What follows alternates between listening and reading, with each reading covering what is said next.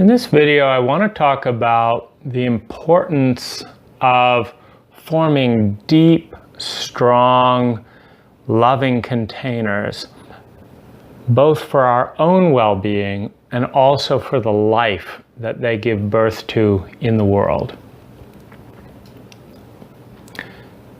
6 months ago, I was in a state of trauma.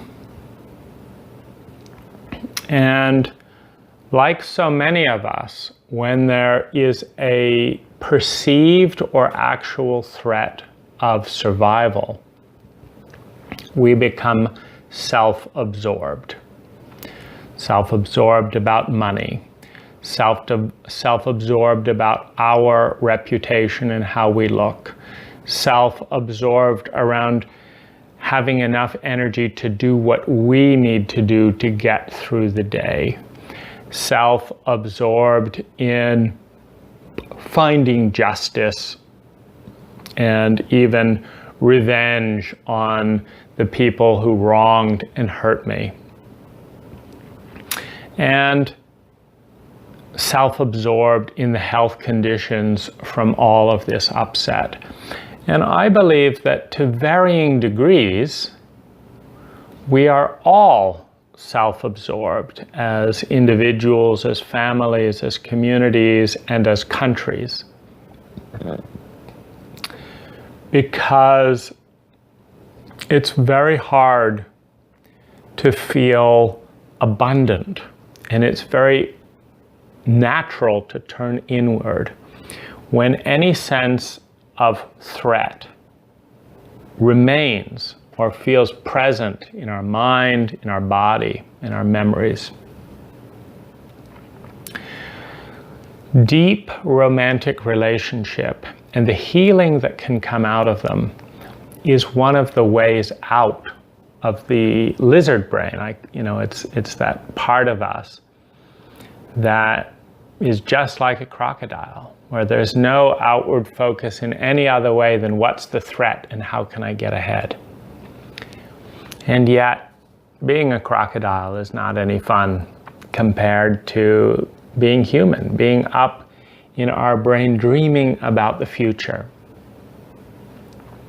One of the deepest needs that we all have is to belong. As a social species, we feel shame and thus trauma in the instinctual knowing that we cannot survive alone. It is therefore a reality that those of us who feel isolated cannot fully escape the lizard brain and start turning to giving, to turning outwards, and to creating a brilliant future. This is each of our challenge as individuals, to heal, to respond, to wake up, and to create enough safety to lift out of the lizard brain, beyond social conditioning, and into a visionary state where we are actively creating and co-creating our future. Deep, loving relationship is one of the fastest ways to transcend our lizard brain and go into the future. Deep, loving relationship where you are attuned, where shock is minimized, where there's true intimacy, where there's genuine caring, where we look out for one another's well-being at a deep level, spiritually, emotionally, physically, logistically, mentally, sexually, that you look out and hold a container that's so beautiful, held together, that you lift out into the beauty of what's possible. When I met my sweetheart, Jen, 6 months ago, I was largely inward. And yet there was a certain sense of guidance. I was meditating flat on my back and barely able to get out of bed. And I had a profile in my mind of, because I know the power of relating, and I had the profile in my mind of the perfect partner to support me in being at my best. And I got this image. And I didn't know, it's like I cross-referenced it with the profile and stuff because I'd seen her image in a profile and she'd said, maybe I'd like to have dinner. Maybe I'd like to have dinner at this time. I'll see you later. And I wasn't interested. And so, you know, it's, why am I getting this image here? But I thought maybe there's some way that I can help.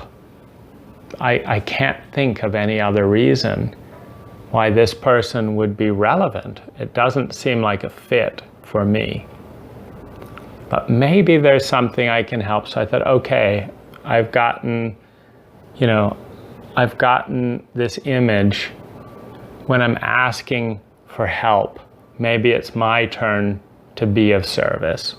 So I contacted, and she, to my surprise, ended up coming later that evening, and not at all to my surprise, did not seem like a fit at all. But I gave some suggestions. I answered her questions. I gave her a book. And I told her, if any of this is useful to you and you want to be in contact, feel free. And to my surprise, a few days later, I got an email. And she'd done everything that I'd suggested, which in itself is surprising. And it had helped her, which was not terribly surprising, but it was very surprising that she was really into this. And so I just said, you know, I don't know where this is going, but I'm going to help this woman. And so I replied, I affirmed, I appreciated, I responded, I validated, I suggested, I replied. I did this 10 to 15 minutes every day. And what she did exploded. She wrote a book on her phone. She began doing drawings. She started working and meditating and loving her inner little girl. And it turned out that, like me, she was in a state of trauma. And when I read her book, and when I read the emails, and as she chose to confide in me more and more as the only person in her life who was validating and affirming and appreciating and offering, I was moved. And I saw how much she'd worked to write a book on her phone and let me in. And so I took a stronger and stronger stand, creating a container for her, a container of safety, a container of validation, a container of when her phone got stolen in the park, buying her a new phone. And just saying, you know, you are an amazing person, and I'm going to be part of your container. To my surprise, because it did not look like compatibility, she then, after a time, expressed romantic interest. And my number one concern was to see that everything that was happening would continue to happen, and that she would find her own skills and strength rather than lifting someone up and then, you know, potentially leaving them. It seemed like, a risky romance. But the growing and the support and the friendship had become, for me, the greatest joy. And that's when I learned that helping and being of service to another who has a similar pain, a similar trauma to our own, in some ways is the best medicine. Thinking about her, how I could help her, seeing her smile, watching her grow, became the most beautiful part of my life. And when I was, going over the past and what had hurt me and how this person had hurt me and how it was illegal and how it was unethical and all of this stuff, to try and make sense of my mind, I didn't get well. But looking at this young woman, creating life out of a lifetime of death and betrayal and distraction and shame, was a new life. And so slowly we formed a stronger and stronger container until it became a 24/7, putting each other first, monogamous, communicate, transparency in all ways container. And being with each other's emotions and wounds when they came up and loving them, loving our inner children, loving our wounds, understanding, protecting, being there for one another. And a magical thing started to happen as I lifted out of this terror, out of this shame, out of this grief, and slowly started to look out of my human eyes. And a number of things start to give birth. I wrote a book. I saw how frustrating it was to take any action in response to TED Talks. So I contacted TED. Then I started a site for TED speakers to communicate how someone can do something in 5, 10, 20 minutes, an hour in response to their talk, as opposed to, this is a great idea, do something, to, this is a great idea, and here is the most potent way you can spend 5, 10, 20 minutes today, right now, while you're excited, and take action now. And then here's the impact. We're going to have a loop going, not just this numbing broadcast. I've begun work on a nonprofit. I've been designing different villages. I've scouted out land in the Philippines. I've been talking with people. In short, with this and more than, this video blog,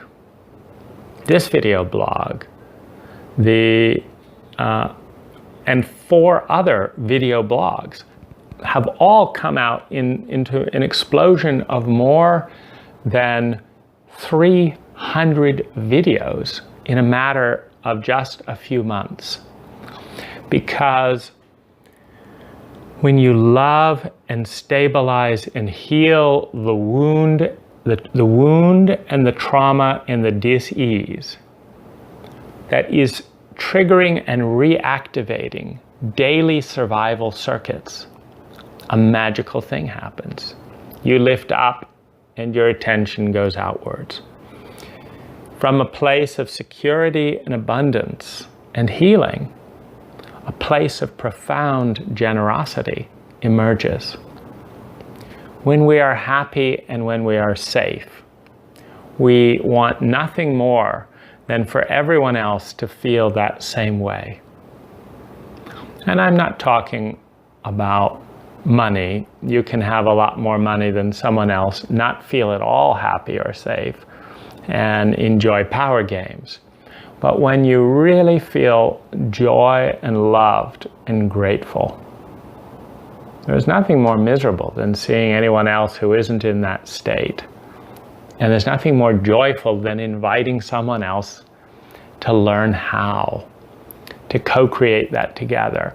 And it's that thought that's prompting this video right now. My experience is that a deep, loving, present, honest, 24/7 container that is built with complete transparency and a joy of being of service and a joy of being nourished and a joy in each other's presence has given birth to the biggest explosion in years in my creativity, in my service and giving to others. Secondly, that for big things to be born, they need deep, big containers. And here's what I mean. There may be hundreds of people or dozens that you text 10 seconds, 10 seconds, 10 seconds, nothing. 10 seconds, 10 seconds, 10 seconds, nothing. And there may be a few people you have 20 minutes, 30 minutes, gotta run, gotta run, gotta run. And there may be people you spend an occasional afternoon with, and then gotta go, gotta move on, gotta be more efficient.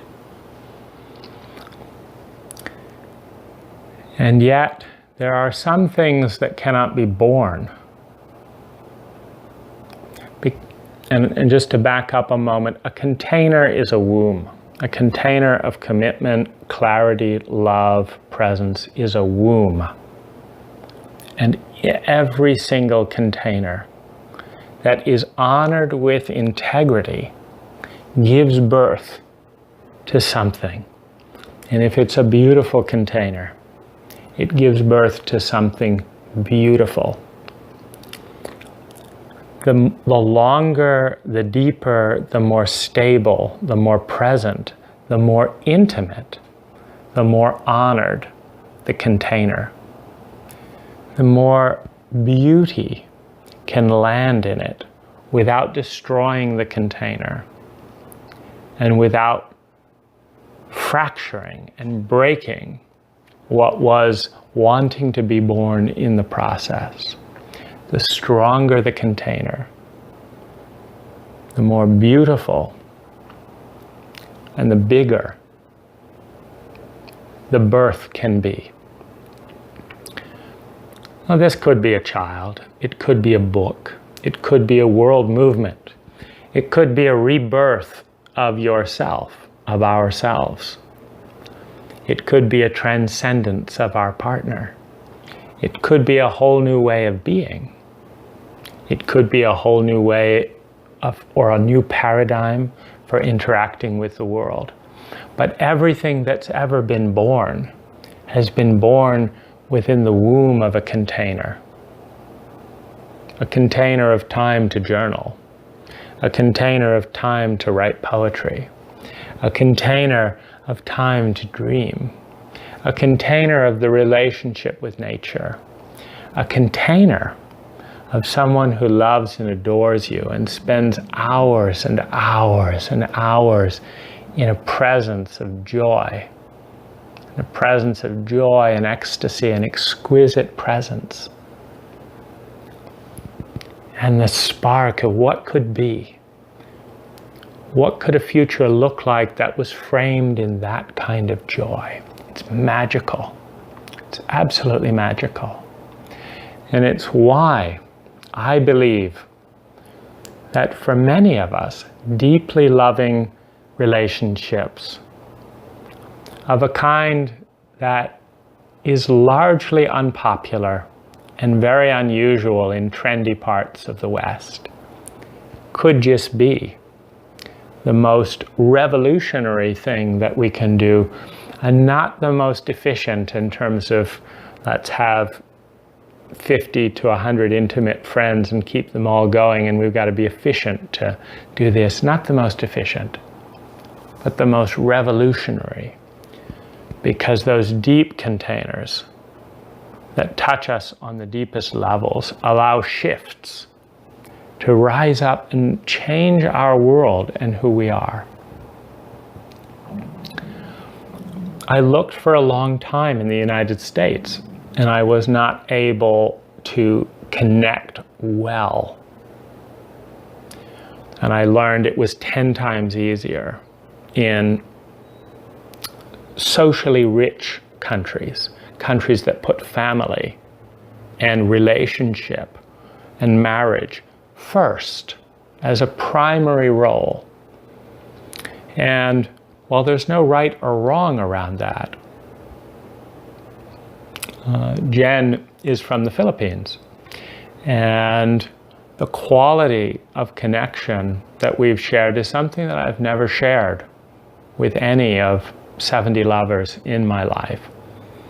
Spending months and months, 24/7, cocooned, going into each other's meditative worlds, touching each other's hearts, loving each other's inner children, protecting each other from our griefs and our pains and being there, letting ourselves come back into our body.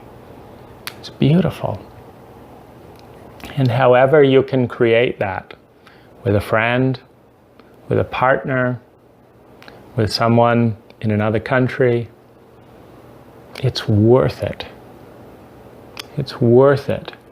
And yet, I don't think you can relate to someone and create true birth with a goal of using them to recreate your life. For me, it began, how can I help? How can I help? How can I help? And most importantly, how can I help this person do most of the work themselves? In other words, it's not really help to take everything away from someone as an issue so that they don't learn. For me, the recipe was, how can I give 10 to 20% support so that she can have the experience and gain the confidence of doing the other 80% successfully, so that every day she's less dependent but more in love. Less dependent but more in love. When you depend on someone and you're terrified of needing and using, you can't have real love. You have terror, you have need. And that's fine. That's maybe where it begins if you're meeting in really extreme circumstances. But you want to reach and grow the relationship so that both of you have more freedom than you've ever had before, more strength, and that the relationship exists for one reason, because you bring joy to one another, you celebrate each other's presence, you want to be together. So good blessings on you finding and creating that for yourself. It's the most exciting thing that I'm reflecting on today.